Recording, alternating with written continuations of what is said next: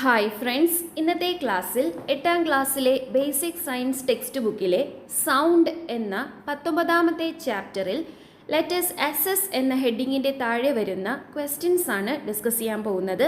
അപ്പോൾ എല്ലാവർക്കും M4E ലേണിങ്ങിൻ്റെ പുതിയൊരു ക്ലാസ്സിലേക്ക് സ്വാഗതം. ഒന്നാമത്തെ ക്വസ്റ്റ്യൻ നോക്കാം.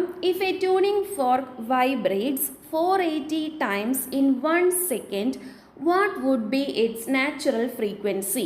ഒരു ട്യൂണിംഗ് ഫോർക്ക് ഒരു സെക്കൻഡിൽ 480 പ്രാവശ്യം വൈബ്രേറ്റ് ചെയ്യുന്നുണ്ട്. അങ്ങനെയെങ്കിൽ ആ ട്യൂണിംഗ് ഫോർക്കിൻ്റെ നാച്ചുറൽ ഫ്രീക്വൻസി എത്രയാണ് എന്നാണ് ചോദ്യം. എന്താണ് നാച്ചുറൽ ഫ്രീക്വൻസി എന്ന് പറയുന്നത്? വൈബ്രേഷൻസ് ഇൻ 1 സെക്കൻഡ് ആണ് നാച്ചുറൽ ഫ്രീക്വൻസി. ഏതൊരു വസ്തുവും ഒരു സെക്കൻഡിൽ എത്ര പ്രാവശ്യം വൈബ്രേറ്റ് ചെയ്യുന്നു എന്നുള്ളതാണ് ആ ഒരു വസ്തുവിൻ്റെ നാച്ചുറൽ ഫ്രീക്വൻസി എന്ന് പറയുന്നത്.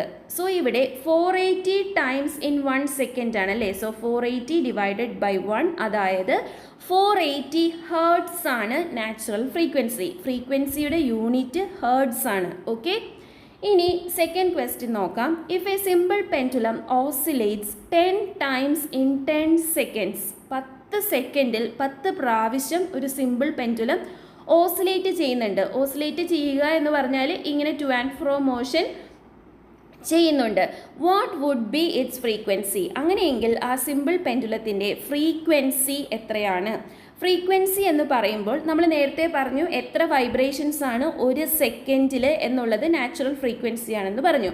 അതേപോലെ ജസ്റ്റ് ഫ്രീക്വൻസി എന്ന് പറയുമ്പോൾ ഒരു സിമ്പിൾ പെൻഡുലത്തിൻ്റെ കേസിൽ number of oscillations in 1 second ആണ്. എത്ര ഓസിലേഷൻസ് ഒരു സെക്കൻഡിൽ എടുത്തു എന്നുള്ളതാണ് ആ സിമ്പിൾ പെൻഡുലത്തിൻ്റെ ഫ്രീക്വൻസി എന്ന് പറയുന്നത്.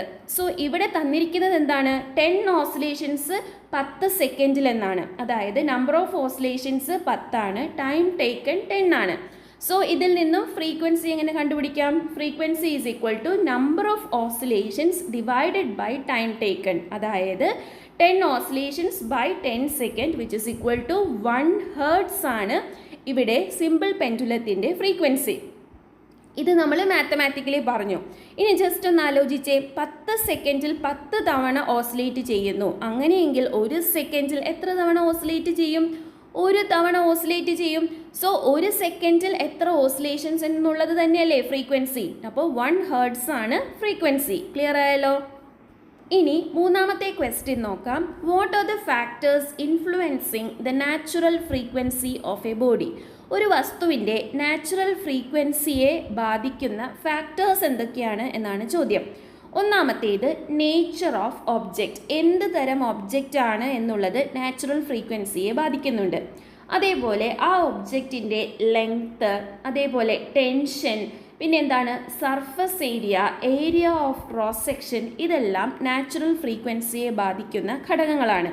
ഏതൊരു വസ്തുവിൻ്റെയും നാച്ചുറൽ ഫ്രീക്വൻസിയെ ബാധിക്കുന്ന ഘടകങ്ങൾ എന്തൊക്കെയാണ്? നേച്ചർ ഓഫ് ഒബ്ജക്റ്റ് ആണ് ആദ്യത്തേത്. അതായത് ഇപ്പോൾ ഒരു മെറ്റൽ ഒബ്ജക്റ്റിൻ്റെ ഫ്രീക്വൻസി ആയിരിക്കില്ല ഒരു വുഡൻ ഒബ്ജക്റ്റിൻ്റെ ഫ്രീക്വൻസി. അപ്പോൾ ഒബ്ജക്റ്റിൻ്റെ നേച്ചർ മാറുന്നതിനനുസരിച്ച് അതിൻ്റെ നാച്ചുറൽ ഫ്രീക്വൻസിയിൽ വേരിയേഷൻസ് ഉണ്ടാകും. അതേപോലെ ലെങ്ത്ത്, ഓരോ ലെങ്ത്തിലുള്ള ഒബ്ജക്ട്സിനും ഡിഫറെൻറ്റ് ഫ്രീക്വൻസി ആയിരിക്കും. അതേപോലെ ഓരോ ടെൻഷൻസ് ഉള്ള ഒബ്ജക്ട്സിനും ഡിഫറെൻറ്റ് ഫ്രീക്വൻസി ആയിരിക്കും. സർഫസ് ഏരിയയിൽ ചേഞ്ച് വരുന്നതിനനുസരിച്ച് ഫ്രീക്വൻസിയിൽ മാറ്റം വരുന്നുണ്ട്. അതേപോലെ തന്നെ ഏരിയ ഓഫ് ക്രോസ് സെക്ഷൻ കൂടുകയും കുറയുന്നതിനും അനുസരിച്ച് ഫ്രീക്വൻസിയിൽ ചേഞ്ചസ് വരും. സോ ഇത്രയും കാര്യങ്ങളാണ് നാച്ചുറൽ ഫ്രീക്വൻസിയെ ബാധിക്കുന്ന ഘടകങ്ങൾ. ഓക്കെ, ഇനി നാലാമത്തെ ക്വസ്റ്റ്യൻ നോക്കാം. The frequencies of certain tuning forks are given below. Find out which among these have the highest and smallest pitches. അതായത് താഴെ കുറച്ച് ഫ്രീക്വൻസീസ് നൽകിയിട്ടുണ്ട്. ഇത് ചില ട്യൂണിംഗ് ഫോക്സിൻ്റെ ഫ്രീക്വൻസീസ് ആണ്. ഇതിൽ നിന്നും ഏറ്റവും ഹയസ്റ്റ് പിച്ച് കണ്ടുപിടിക്കണം, അതേപോലെ ഏറ്റവും സ്മോളസ്റ്റ് പിച്ചും കണ്ടുപിടിക്കണം. ഓക്കെ, സോ തന്നിരിക്കുന്ന ഫ്രീക്വൻസീസ് എന്തൊക്കെയാണ്? 256 hertz, 512 hertz, 480 hertz, 288 hertz. So highest pitch എന്ന് പറയുമ്പോൾ ഹയസ്റ്റ് ഫ്രീക്വൻസിയാണ്. ഇതിൽ ഏറ്റവും ഹയസ്റ്റ് ഫ്രീക്വൻസി 512 ആണ്. സോ ഹയസ്റ്റ് പിച്ച് എന്ന് പറയുന്നത് 512 ഹേർട്സ് ആണ്. ഓക്കെ, ഇനി ലോവസ്റ്റ് പിച്ച് എന്ന് പറയുമ്പോൾ ഏറ്റവും കുറഞ്ഞ ഫ്രീക്വൻസിയാണ്. ഇതിലേതാണ് ഏറ്റവും കുറഞ്ഞ ഫ്രീക്വൻസി? 256 ഹെർട്സ് ആണ് ഏറ്റവും കുറഞ്ഞ ഫ്രീക്വൻസി. അത് തന്നെയാണ് എന്ത് ലോവസ്റ്റ് പിച്ച് എന്ന് പറയുന്നത്. ഓക്കെ, സോ കുറച്ച് ഫ്രീക്വൻസീസ് തന്നിട്ട് ഇതിൽ ഹൈ പിച്ച് ഏതാണ് ലോ പിച്ച് ഏതാണ് എന്ന് ചോദിച്ചാൽ ഏറ്റവും ഹയസ്റ്റ് ഫ്രീക്വൻസിയാണ് ഹൈ പിച്ച്, ഏറ്റവും ലോവസ്റ്റ് ഫ്രീക്വൻസിയാണ് എന്ത് ലോ പിച്ച് എന്ന് പറയുന്നത്. ഓക്കെ, ഇനി അഞ്ചാമത്തെ ക്വസ്റ്റ്യൻ നോക്കാം. In the sources of sound given below vibration in which main part produces sound. അതായത് ചില സൗണ്ട് സോഴ്സസ് ആണ് താഴെ തന്നിരിക്കുന്നത്. ഈ സൗണ്ട് സോഴ്സസിൻ്റെ ഏത് ഭാഗം വൈബ്രേറ്റ് ചെയ്യുമ്പോഴാണ് ശബ്ദം പുറത്തേക്ക് വരുന്നത് എന്നാണ് ചോദ്യം. ഓക്കെ, സോ ആദ്യം തന്നെ കൊടുത്തിരിക്കുന്നത് ചെണ്ടയാണ്. ചെണ്ടയുടെ ഏത് ഭാഗം വൈബ്രേറ്റ് ചെയ്യുമ്പോഴാണ് ശബ്ദം പുറത്തേക്ക് വരുന്നത്?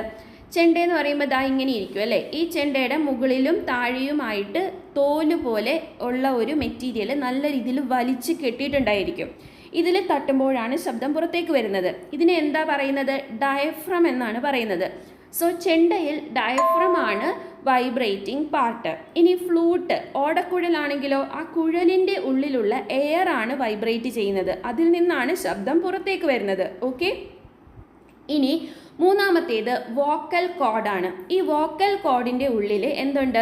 വോയിസ് ബോക്സ് അല്ലെങ്കിൽ വോക്കൽ ബോക്സ് ഉണ്ട്. ഈ വോയിസ് ബോക്സ് വൈബ്രേറ്റ് ചെയ്യുമ്പോഴാണ് ശബ്ദം പുറത്തേക്ക് വരുന്നത്. ഓക്കെ, ഇനി ആറാമത്തെ ക്വസ്റ്റ്യൻ നോക്കാം. Design an activity to prove that sound can be propagated even through solid substances.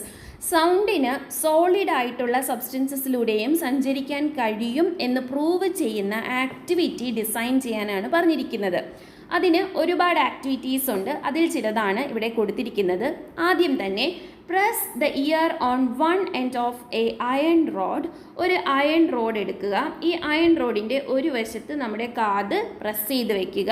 ഇനി എന്ത് ചെയ്യണം? And beat on the other end with another iron road. ഈ വശത്ത് വേറൊരാൾ നിന്നിട്ട് മറ്റൊരു അയൺ റോഡ് വെച്ചിട്ട് ബീറ്റ് ചെയ്യുക. അപ്പോൾ എന്ത് സംഭവിക്കും? ഇവിടെ ഒരു ശബ്ദം ഉണ്ടാകും. ആ ശബ്ദം ഈ അയൺ റോഡ് എന്ന് പറയുന്നത് ഒരു സോളിഡ് മെറ്റീരിയൽ ആണ്. ഇതിലൂടെ സഞ്ചരിച്ച് ഇവിടെ നിൽക്കുന്ന ആളിൻ്റെ ചെവിയിലെത്തും. സോ നമുക്ക് എന്ത് മനസ്സിലാക്കാം? സോളിഡ് സബ്സ്റ്റൻസസിലൂടെ എന്ത് പ്രൊപ്പഗേറ്റ് ചെയ്യും? സൗണ്ട് പ്രൊപ്പഗേറ്റ് ചെയ്യും, അല്ലെങ്കിൽ സൗണ്ട് സഞ്ചരിക്കും.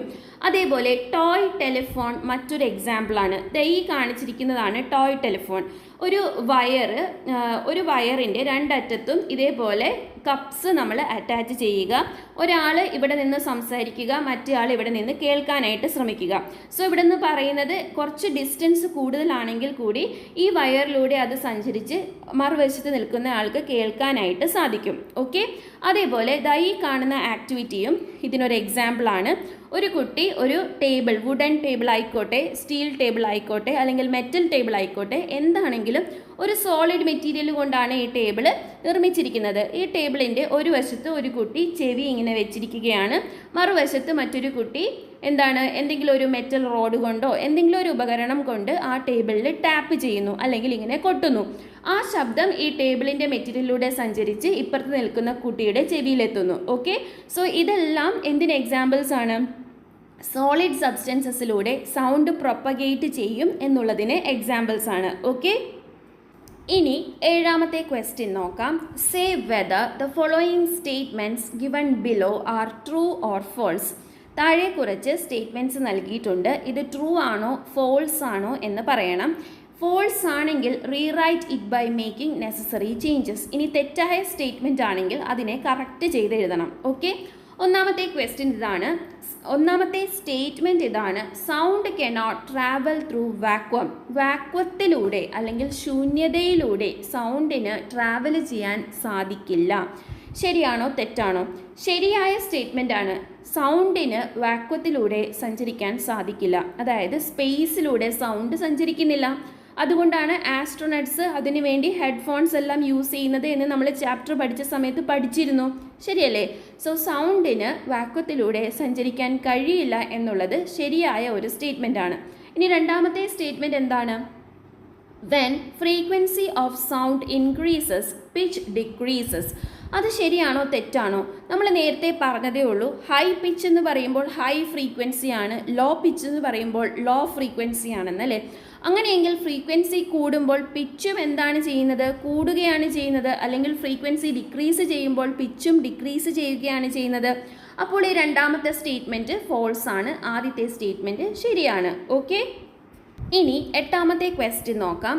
Bats can catch prey even in the dark. അതായത് വവ്വാലുകൾക്ക് ഇരുട്ടത്തും അതിൻ്റെ ഇരയെ പിടിക്കാനായിട്ട് സാധിക്കുന്നുണ്ട്. Do you agree with this statement? ഈ സ്റ്റേറ്റ്മെൻറ്റിനോട് നിങ്ങൾ എഗ്രി ചെയ്യുന്നുണ്ടോ? Explain your inference. Okay, so ഈ സ്റ്റേറ്റ്മെൻറ്റിനോട് നമ്മൾ എഗ്രി ചെയ്യുന്നുണ്ട്. എസ് വി എഗ്രി അല്ലേ. ബാറ്റ്സ് അല്ലെങ്കിൽ വവ്വാലിന് രാത്രിയും അതിൻ്റെ ഇരയെ പിടിക്കാനായിട്ട് പറ്റുന്നുണ്ട്. Bats can produce and hear ultrasonic waves.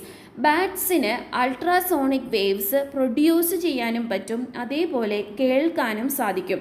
The sound they produced reflected by hitting on objects. അവർ പ്രൊഡ്യൂസ് ചെയ്യുന്ന സൗണ്ട് ഒബ്ജക്ട്സിൽ പോയി തട്ടി തിരിച്ച് അവരിലേക്ക് എത്തുന്നു. Bats can analyse the returning sounds. തിരിച്ചു വരുന്ന ആ ശബ്ദം മനസ്സിലാക്കിയിട്ടാണ്, മുന്നിൽ ഒബ്സ്ട്രക്ഷൻസ് ഉണ്ടോ, പറന്നു പോകുന്ന വവ്വാലുകളാണെങ്കിൽ മുന്നിലുള്ള ഒബ്സ്ട്രക്ഷൻസ് മനസ്സിലാക്കാനായിട്ട് ഈ തിരിച്ചു വരുന്ന സൗണ്ട് ഉപയോഗിക്കുന്നു. അതേപോലെ ഇരയെ പിടിക്കുന്ന സമയത്തും ഈ തിരിച്ചു വരുന്ന ശബ്ദത്തിലൂടെ എത്ര ദൂരത്തിലാണ് ഇരയുള്ളത് എന്ന് വവ്വാലിന് മനസ്സിലാക്കാനായിട്ട് പറ്റുന്നുണ്ട്. മനസ്സിലായോ? ഇനി ഒമ്പതാമത്തെ ക്വസ്റ്റ്യൻ നോക്കാം. How do human beings contribute to noise pollution? Noise പൊല്യൂഷനിലേക്ക് മനുഷ്യർ എങ്ങനെയാണ് കോൺട്രിബ്യൂട്ട് ചെയ്യുന്നത്, അല്ലെങ്കിൽ മനുഷ്യൻ്റെ എന്തെല്ലാം പ്രവർത്തികൾ കാരണമാണ് നോയിസ് പൊല്യൂഷൻ ഉണ്ടാകുന്നത്? നമ്മൾ വെഹിക്കിൾസിൽ എയർ ഹോൺ ഉപയോഗിക്കുന്നതിലൂടെ എന്താണ് നോയിസ് പൊല്യൂഷന് കാരണമാകുന്നുണ്ട്. അതേപോലെ ലൗഡ് സ്പീക്കേഴ്സ്, ഈ പരിപാടികളൊക്കെ നടക്കുന്ന സമയത്ത് അല്ലെങ്കിൽ മറ്റേതെങ്കിലുമൊക്കെ ഒക്കേഷൻസിൽ വലിയ ലൗഡ് സ്പീക്കേഴ്സ് യൂസ് ചെയ്തിട്ട് മാക്സിമം വോളിയത്തിൽ നമ്മൾ പാട്ടും അതേപോലെ പ്രോഗ്രാംസും ഒക്കെ നടത്തുന്നത് നോയിസ് പൊല്യൂഷന് കാരണമാകുന്നുണ്ട്. അതേപോലെ ദ സൗണ്ട്സ് ഓഫ് വെഹിക്കിൾസിൻ്റെ അമിതമായ ശബ്ദവും നോയിസ് പൊല്യൂഷന് കാരണമാകുന്നുണ്ട്. ഇങ്ങനെ പല കോൺട്രിബ്യൂഷൻസ് ഉണ്ട് മനുഷ്യർക്ക് നോയിസ് പൊല്യൂഷനിലേക്ക്. അതിൽ ഏറ്റവും കോമൺ ആയിട്ടുള്ളതാണ് നമ്മളിപ്പോൾ പറഞ്ഞത്. ഒന്ന് എയർ ഹോൺ, അതേപോലെ ലൗഡ് സ്പീക്കർ, പിന്നെ സൗണ്ട് ഓഫ് വെഹിക്കിൾസ്. ഓക്കെ, ഇത് കൂടാതെ നമ്മൾ യൂസ് ചെയ്യുന്ന മെഷീനറീസിൻ്റെ ശബ്ദം, ഫാക്ടറീസിൽ നിന്നും പുറത്തേക്ക് വരുന്ന ശബ്ദം, ഇതെല്ലാം നോയിസ് പൊല്യൂഷന് കാരണമാകുന്നുണ്ട്. ഓക്കെ, ഇനി പത്താമത്തെ ക്വസ്റ്റ്യൻ നോക്കാം. Which unit represents loudness? ലൗഡ്നെസ്സിൻ്റെ യൂണിറ്റ് എന്താണ്? ഹെർട്സ് ആണോ, മീറ്റർ പെർ സെക്കൻഡ് ആണോ, ഡെസിബൽ ആണോ, വാട്ട്സ് ആണോ? ലൗഡ്നെസ്സിൻ്റെ യൂണിറ്റ് ആണ് ഡെസിബൽ. ഓക്കെ, ഡെസിബൽ ആണ് ലൗഡ്നെസ്സിൻ്റെ യൂണിറ്റ്. ഓക്കെ, സോ ഇത്രയും ക്വസ്റ്റ്യൻസ് ആണ് ഈ ഒരു ചാപ്റ്ററിൽ നമുക്ക് പഠിക്കാനുള്ളത്. എല്ലാ ക്വസ്റ്റ്യൻസും നിങ്ങൾക്ക് മനസ്സിലായി എന്ന് വിചാരിക്കുന്നു. നിങ്ങളുടെ അഭിപ്രായങ്ങളും നിർദ്ദേശങ്ങളും കമൻറ്റായി അറിയിക്കാൻ മറക്കരുത്. ഇതുവരെ നമ്മുടെ ചാനൽ സബ്സ്ക്രൈബ് ചെയ്തിട്ടില്ലാത്ത കൂട്ടുകാരെ എന്തായാലും ചാനലൊന്ന് സബ്സ്ക്രൈബ് ചെയ്ത് സപ്പോർട്ട് ചെയ്യണം. അതോടൊപ്പം തന്നെ വീഡിയോയുടെ ലിങ്ക് നിങ്ങളുടെ ഫ്രണ്ട്സിന് ഷെയർ ചെയ്ത് കൊടുക്കാനും മറക്കരുത്. സോ മറ്റൊരു വീഡിയോയിൽ കാണുന്നത് വരെ താങ്ക് യു ഫ്രണ്ട്സ്.